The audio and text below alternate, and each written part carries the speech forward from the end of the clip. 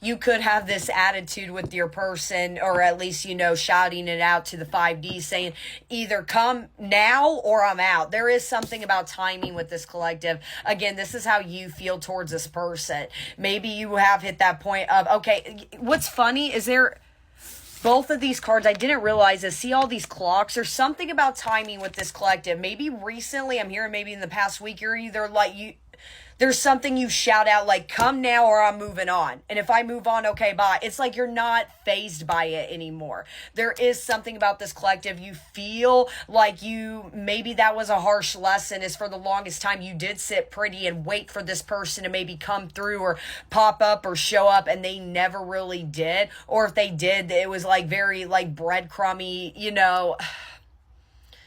I think at this whole time you've been nothing but patient with this person. Maybe you haven't really been seeing anybody since this person.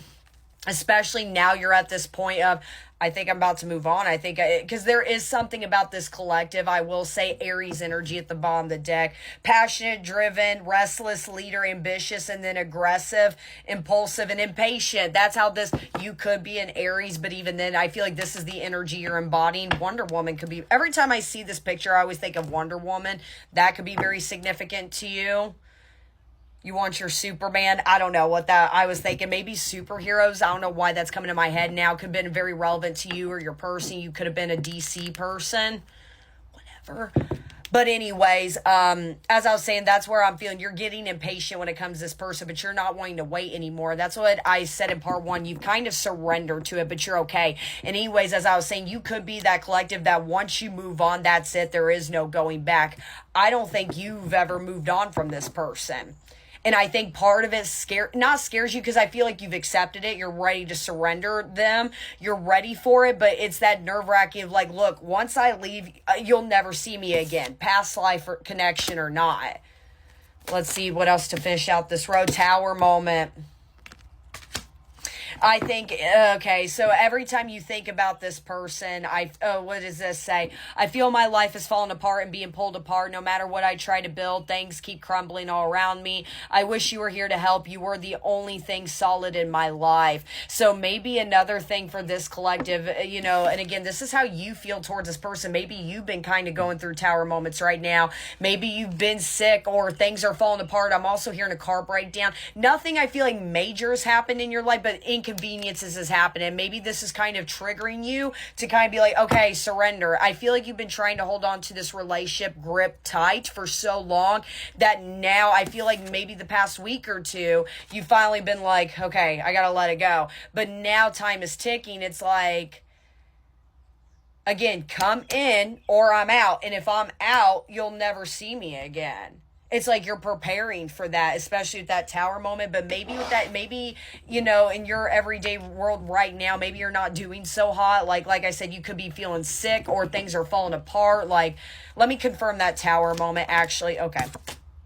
I got Pisces energy, so you or this person could be a Pisces.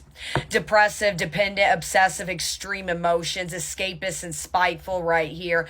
That's where I'm kind of feeling is like with that extreme emotions. I feel like there's just little inconveniences going on in your life that's like kind of ticking you off, and it's like forcing you to kind of sit in a corner and essentially sit with these emotions a little bit.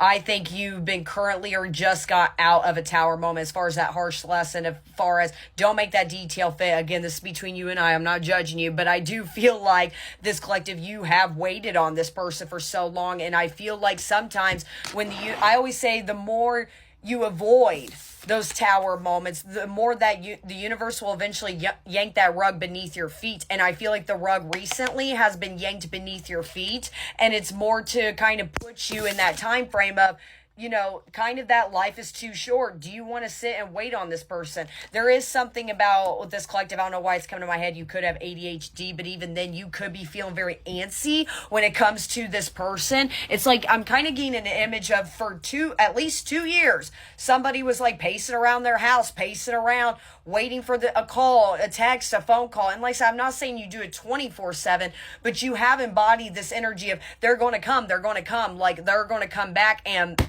something slammed right up again. A rug was yanked beneath your feet recently. And again, this inconvenience of, again, I'm hearing feeling sick, or, you know, your car breaking down, or something in your home falling apart. It's more to kind of distract and really, in a funny way, force you to detach a little bit.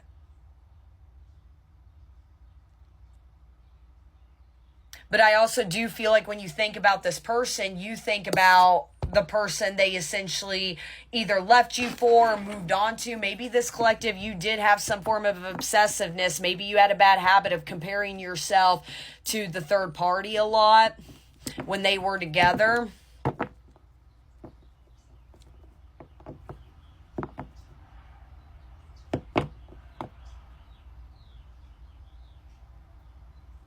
Kind of hearing out of you, born to be a lover, forced to be alone. Past life. Okay, false flame. See, I think now, and again, I'm getting within the past week or two, you've really shifted your mindset. But again, it's not more of a screw my person, go away. It's more of, ooh, I've been waiting around for them for like a couple years. I haven't really gone little to nothing. I've been obsessive over maybe a karmic, you know, the karmic they moved on to. I thought that this was my past life. I was hoping for the best. You know, now all these things are kind of crumbling in my world right now. Maybe this is not my person with that false flame. Like, that's what I'm saying. Past life to false.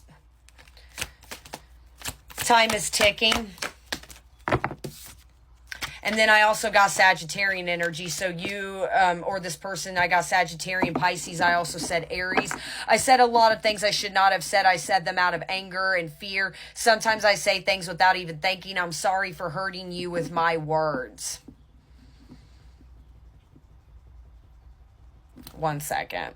Then I got small offering at the bottom of the deck. This is kind of interesting, okay? This is specific. Like I said, do not make these details fit. Maybe this person did try to come back into your life at one point, and maybe for this collective, you're the one that told them to go away. But I feel like it was out of good, pure intentions, and I think you did the right thing, because with this Pisces energy, you could very much be a Pisces or have heavy Pisces placements. I cannot talk right now. I'm sorry, I'm all jumbled up. But I feel like I'm talking to a collective, and especially the way you've been so patient. You want to know what this collective you kind of remind me of? What is his name? Crap, off of the Notebook. Ryan Reynolds, not Reynolds. Whatever his name is, the main guy. Crap, I forgot his name. But anyways, that's kind of the way I feel like you love. I truly feel like I'm talking to a collective. But anyways, I was bringing up the Notebook. That movie could be very significant. But gosh, Ryan something. Anyways, you know how he spent the entire, 7 years waiting on Allie? And even after, like, he found out she moved on or was with somebody else, he was still kind of waiting for her. That's how I'm seeing this collective in a way.